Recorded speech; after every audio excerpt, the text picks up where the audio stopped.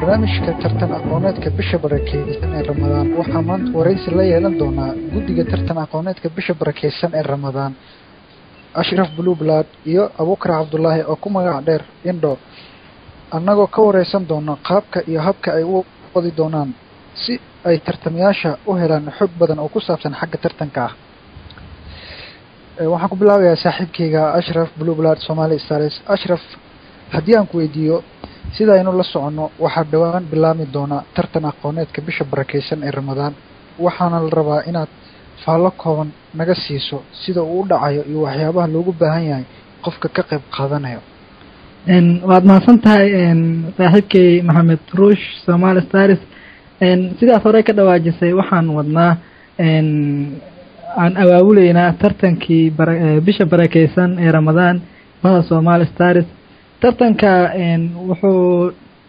u dhaxeeyaa guud ahaan dhalinta Soomaaliyeed iyo gaar ahaan bahda Somali Stars tartanka waxaan qorsheynay tartanka in tartama walba la weydiiyo 5 su'aalood oo isugu jira inta badan diini maadaama aan ku jirno bil barakeysan ee Ramadaan iyo kuwa wadani ah maadaama aan nahay group wadaniyiin ah marka waxaan wadnaa 5 su'aalood in 3 ay diini noqdaan halka labada kalena ay noqon doonaan wadani okay waa mahadsantahay Abuukar aan ku soo laabta adiga Abuukar barnaamijkan goorma soo dejinaysaan qorituurka tartanka bisha barakeysan ee Ramadaan si qof walba uu u arko maalinta uu tartamayo oo u soo diyaar garoobo السلام عليكم ورحمة الله وبركاته مركو هوري وما سنتهاي صاحب محمد مركو حتى برنامج كترتان قونيتك بشبرة كيسان رمضان بهذا الصومالي ستار برنامج كيسكوات كيسا وحالة صاري دونا لوبري كهور بشبرة كيسان رمضان في قف والبا وكقيب قلايو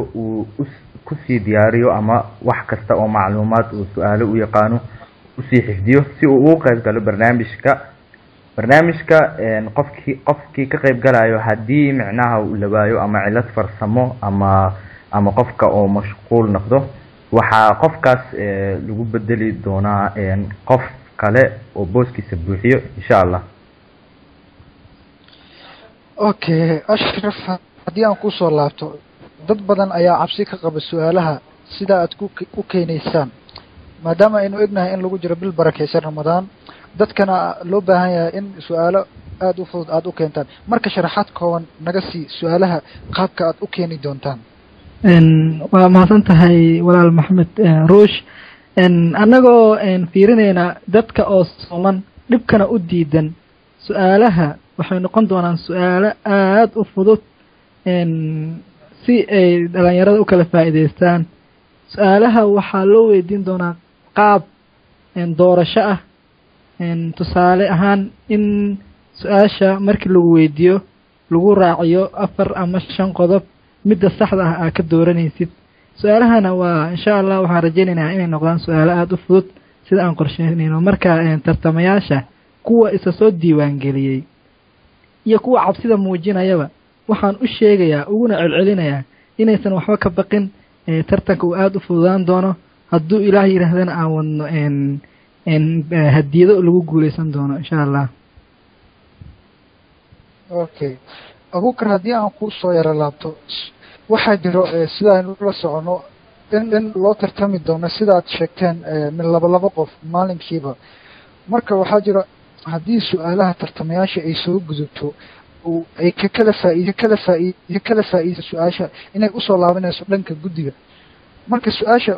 hadii ay idin soo laabato idinka ma ka jawaabi doonaa mise dadweynaha u dayn doontaa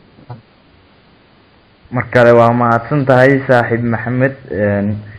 su'aasha hadii labada qof ee tartamayo ee soo dhaafto ay ku soo laabato guddiga ama su'aasha la weydiiyo qof uu ka faa'iideysto waayo qofka loo gudbiyo asigana uu ka jawaabi waayo su'aashaas waxay noqonaysaa in guddiga ay ka jawaabaan insha Allah okay waa maasanta hal su-aasha ugu dambeysa haddii aan Ashraf yara raacsado waxaa sida hadda aad sheegteen waxaa laga yaabaa in qofka cilad ku imaado dartiis uu tartan kaga soo qaybgeli waayo taasoo loo aaneyn karo ama xagga cilada xaggiisa ku imaado ama waa laga yaabaa qofku waa bini aadam uu maqnaan karaa marka booskiis waxaa sheegtaan inaad qof kale ku wareejinaysaan qofka aad ku wareejinaysaan ma tartamayaasha se qofka baaqda maxaa laga yeeli doonaa maalin kale maa loo balamin doonaa mise forget waa calaamada roosaha laga siiyey sida aynu naqaano mararka qaar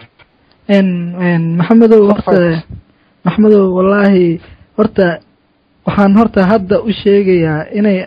waktiga ilaaliyaan hadduu ilaah yidhaahdo mana rajaynayo in qof uu maqnaan doono maadaama uu yahay tartan xiise leh hadduu ilaah yidhaahdo tartanka qadka ayaa looga qeyb qaadan doonaa maadaama aynu isku meel joogin dhalinyarada joogta Yurub iyo America haddii ay isticmaalaan ama heli karaan line meesha ayaan ka wici doonaa haddii ay suurtagal noqoto mobiladooda gacanta ayaan ka wici doonaa halka dhalinyarada kalena aan ka wici doonaa aalada Skype-ka hadduu qof maqnaado waxaan isku dayaynaa ilaa muddo daqiiqado ama ilaa 30 minutes ah inaan sugno haddii la waayo insha Allah guddiga asaga ayaa go'aan ka qaadan doona laakiin waxaan rajaynayaa in qofna uu maqnaan doonin qof walbana oo xilligiisa imaan doona insha Allah okay aad iyo aad ayaad u mahadsan tahay kuwaasna waxay ahaayeen guddiga tartan aqooneedka bisha barakeysan ee Ramadaan ee Soomaaliya saaray aad iyo aad ay u mahadsan yihiin ayagoo igaga jawaabay su'aalo dhowr ah oo dadka madow kaga jiray marka waa inuu kula didaba oo xiiso leh hadduu aalidmo iyo nabadgelyo qeyr badan